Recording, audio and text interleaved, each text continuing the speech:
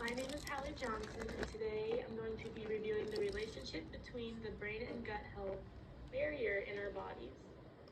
I am a senior here at Peru State College, and I am looking forward to spreading my information on this. Alright, so why this topic? I have had some personal experience with this in the past year, so I chose the relationship between the gut and brain health because this is something that has affected my life in the past year or so. I have challenged myself to learn more about this when I started having some stomach pains when I would eat certain foods. After taking a stomach sensitivity and balancing test, I've learned that I am very sensitive to eggs and cow's milk, which is actually pretty surprising to me because, eggs are supposed to be this big superfood, and I will probably continue to eat them. Don't tell anyone. But yeah, so I took this sensitivity test after I was experiencing symptoms like brain fog, fatigue, and other similar symptoms the day after I would eat these certain foods, which was so interesting to me. So after doing my own research through podcasts and books, and even like content creators that on TikTok or Instagram that I would see that would have similar symptoms to me, I would kind of follow their story and see what they did. And they suggested a food sensitivity test, which is not in this essay, but that's some personal experience that I've had that I took to kind of get farther in this process.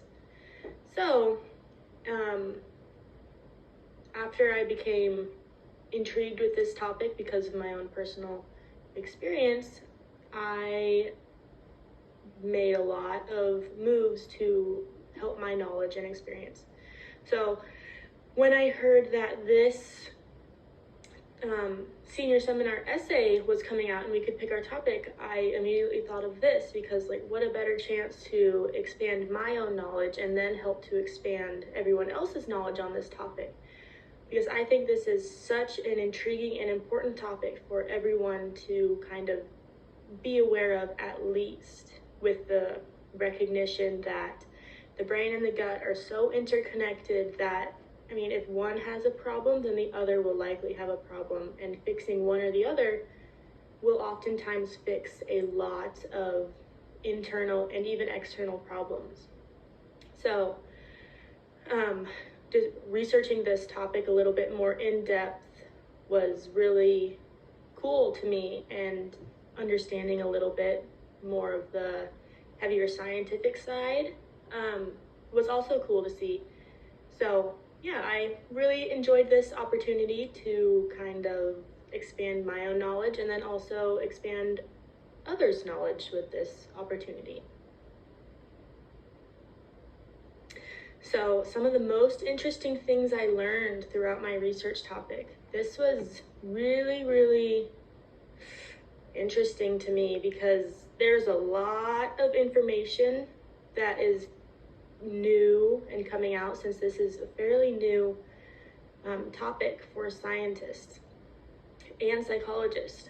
The gut-brain barrier is not something that has been heavily studied within the past 5-10 years, like a lot of other things. So one of the more interesting things is simply the basis of which the gut and the brain are connected. Like I said on the previous slide, it may seem fairly simple, but the fact that the brain is so interconnected to the gut that when the gut has an issue, oftentimes it will affect the brain, and we'll see symptoms such as anxiety, depression, brain fog, fatigue, things that I was experiencing earlier when I had an issue with my gut. So this incredible connection is honestly so newly profound that it has quite fresh information that is still being found within the past couple of years. If you look on my essay, a lot of my resources are within the 2021, 2020, all the way back to like 2015. But within the past 7 or 8 years, that is a lot of new information. Whereas I'm sure a lot of other researchers studying different topics, they found a lot of information dating from the 1900s.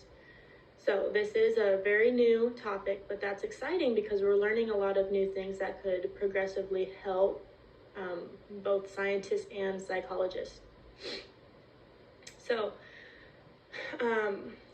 dealing with our nutrition factor, that can be both mentally and physically healing in a sense. So a lot of the time, the food that we put in our body and that we digest on a day-to-day basis is oftentimes not good, especially in America. We kind of thrive off of that junk food, fast food type of scenario, whereas like others, I think over in like the Mediterraneans, they have the Mediterranean diet where they eat a lot of fermented foods like wine and cheese and things like that, where you'll see those people are very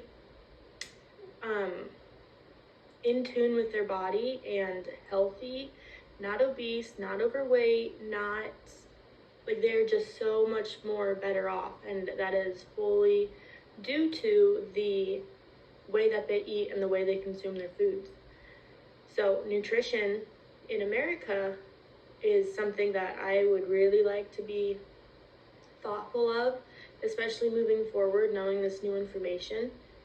Eating a more whole food, nutrient dense diet especially will help with at least like the medication side of things. So in my research, I found that a lot of doctors, they prescribe medication, whether it be like even Ozempic, where people are taking this medicine and it's allowing them to help lose their weight faster or more efficiently, which a lot of the times doctors will just prescribe this and they won't look at their diet or their exercise or their lifestyle at all, which is crazy to me because nearly everything can be fixed with how our food and how we eat, how we indulge in our food will help a lot of these issues. So I stated in my paper that it is becoming more and more common to see doctors addressing the gut and brain connection before prescribing medication, which is fantastic. So in this and a lot of others, like all my resources in my paper, a lot of them stated that this medicine usually prescribed is pretty much just a band-aid for the underlying problem. So if somebody had anxiety or depression, they would be placed on an antidepressant or ADHD medication or something else like that. Whereas if we address their diet and their nutrition that they're eating day in and day out, we can address a lot of those problems and either take them completely off of this medication or dial their prescription dose down a little bit.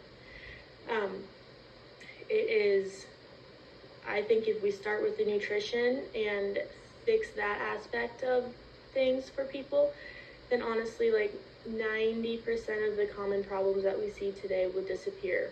This can range from like obesity, as I said, to depression, anxiety, brain fog. That's what a lot of people are experiencing, is this brain fog.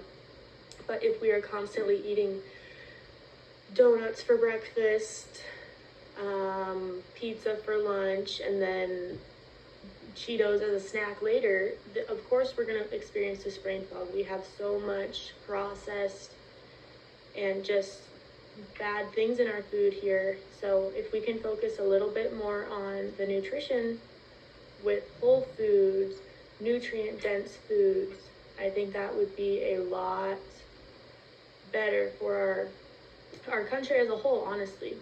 So, I mean, these foods can really be any whole food things that you can think of. So, eggs, meat, milk, cheese. I mean, honestly, broccoli, spinach, a lot of these, like, things that you can get from the earth. I mean, that is what we are meant to eat. I mean, it's placed on this earth for a reason.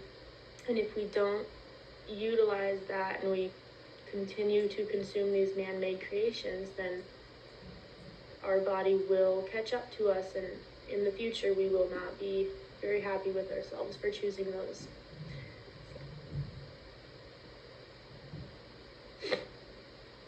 Okay, the most surprising things I learned. This is a lot. So there was a lot of new information in here um, that were surprising to me, even after doing a lot of research on my own before this. So some of the more surprising things included the functional gastrointestinal disorders, because these are oftentimes lumped together because not everyone understands the interactions between the central nervous system and the enteric nervous system. So that would be like understanding the difference between the two. So like your central nervous system being your spinal cord, brain, etc., and then your enteric nervous system being your stomach, gut, health barrier there. So understanding the relationship between the two would be useful in uncovering different brain-gut disorders. I had a resource that clarified that the gut is considered the most common site for growth of pathologies that modified brain function. So these brain functions can include neurodegenerative diseases such as Parkinson's or Alzheimer's, as well as metabolic diseases including type 2, diabetes, and obesity. So this is something I covered in that last slide. They also state that the ENS is an immediate partner in both direct and indirect influences of gut microbiota. So when an alternative subject, whether that be sickness or a poor diet, as we stated, whenever one of those modifies the ENS function, so your stomach and everything, it can have whole body repercussions via the gut-brain pathway. This can lead to pathologies associated with the microbiota dysfunction, such as metabolic disorders, visceral pain, cancer, and neurodegenerative disorders, as we stated with the diabetes, obesity, Alzheimer's, Parkinson's, all of those things. So, this same source reported that both structural and functional brain activities are reliant on the gut, which means if the gut was not functioning properly, neither would the brain. So this is kind of this idea that we can't have one working sound without the other working sound. So I thought it was very interesting that we can see whole body repercussions based on a poor diet, i.e. whether that be sickness, we can take that into account, or as we said, that poor diet, that can really take an effect on the body and possibly lead to these neurodegenerative disorders. I found that to be very surprising. Okay, so there's also a lot of unanswered questions as this is very new information. I feel like I covered a lot in my essay, but the topic is still so expansive and still so new that there is so much more knowledge to be found. I would love to see researchers dive deeper into more preventative ways of stopping mental illnesses before it gets to the point of something like Parkinson's, Alzheimer's, or dementia.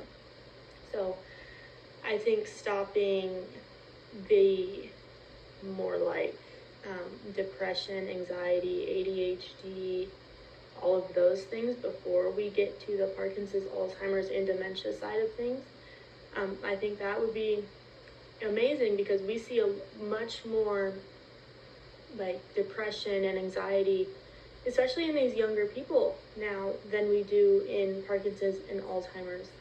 So getting to the basis of fixing that, possibly through food and maybe supplementation through a little bit of medication, but obviously starting through the nutrition aspect, I think that would be amazing. But right now researchers don't have an answer for that. This is all just suggested information and we are still learning this. So these are such difficult things to endure, such as Parkinson's and Alzheimer's, being a loved one, to experience that or go through that with someone. It's terrible. So I think if we can fix this, possibly through nutrition, that we would be a much better people for it. So I want to thank you for this, and yeah, I hope you enjoyed.